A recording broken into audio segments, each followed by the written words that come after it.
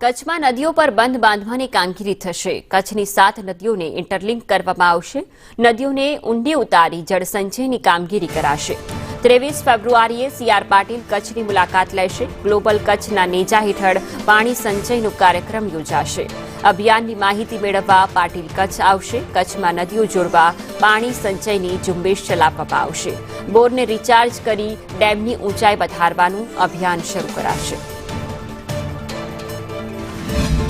हमारी आगे टीम हमारा महामंत्री श्री जयेशभाई, उपप्रमुख श्री गोविंदभाई અને દિનેશભાઈ અને મંત્રી શ્રી અમારા સુરેશભાઈ અમે આજે ગ્લોબલ કચ્છના નેજા નીચે અમારા કચ્છમાં જે અત્યારે બહુ જીવન જરૂરી ચીજ છે અને જેની બહુ જરૂરિયાત છે એવા પાણી સંચયના પ્રોગ્રામ માટે જેનો આપણા જલમંત્રી એવા શ્રી સી.આર. પાટીલ સાહેબ અને અમારા પ્રદેશ ભાજપના અધ્યક્ષ શ્રી સી.આર. પાટીલ સાહેબને આમંત્રણ દેવા માટે અને અમારું જે આખું વિઝન છે કચ્છમાં આખા જળસંચયના જે નદીઓના જોડાણ અને નદીઓમાં બાંધ બાંધવાના, ડેમોને ઊંડા કરવાના અત્યારે સાહેબે અમને સાનુકૂળ પ્રતિસાદ આપ્યો છે.